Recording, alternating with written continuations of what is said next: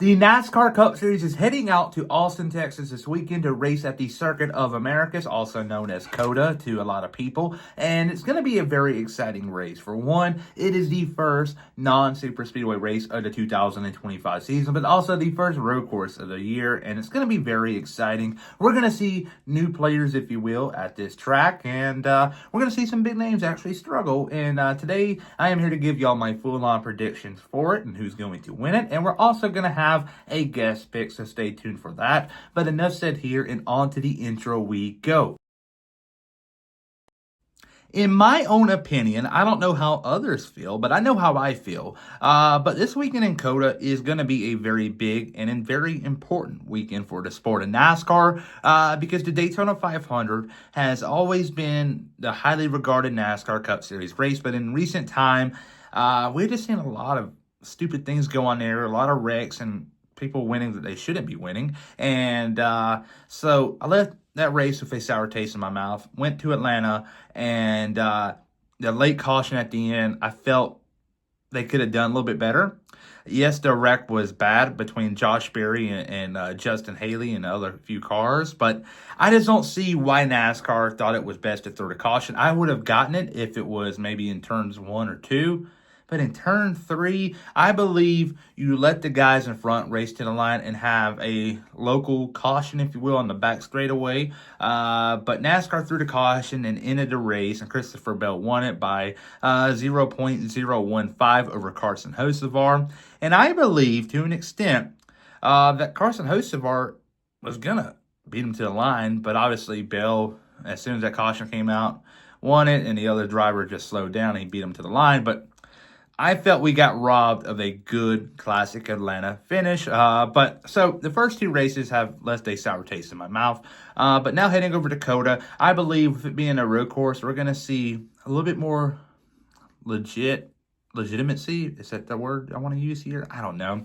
But it's going to be a much better weekend for NASCAR, I believe, because we're not going to see these many wrecks like we've been seeing these last 2 weeks of like 5 or so cars involved. But you never know. It's a road course. Maybe a late caution comes out and Carson Hocevar decides he wants to go from 20th place to first place and within a corner in that tight hairpin going into turn 1 at COTA. You never know. But I doubt it, though. But saying that, I believe we're going to see a very young driver by the name of Connor Zilisch go into victory lane in his first ever NASCAR Cup Series start. And he's racing with Trackhouse Racing, and he has Red Bull as a sponsor, coming back from many years on the sideline. And this right here is going to be big for the sport, especially for Trackhouse Racing, because they're in a very interesting position right now. You got Ross Chastain in the 1 car, Shane Van Gisbergen in the 88, and Daniel Suarez in the 99. And they're at the 3 charter max, which NASCAR has given the teams starting this year.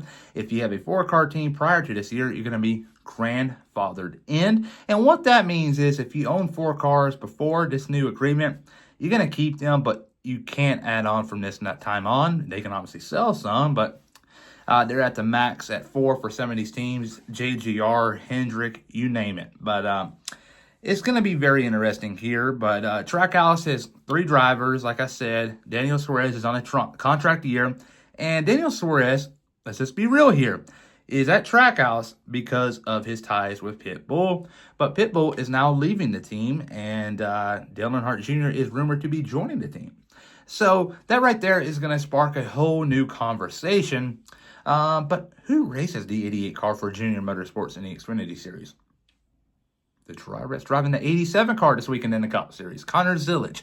And if Connor Zilisch can do good this weekend, maybe get a top 5, and I believe it win, that's going to solidify himself a Cup ride next year, regardless of what happens from this point on in Xfinity.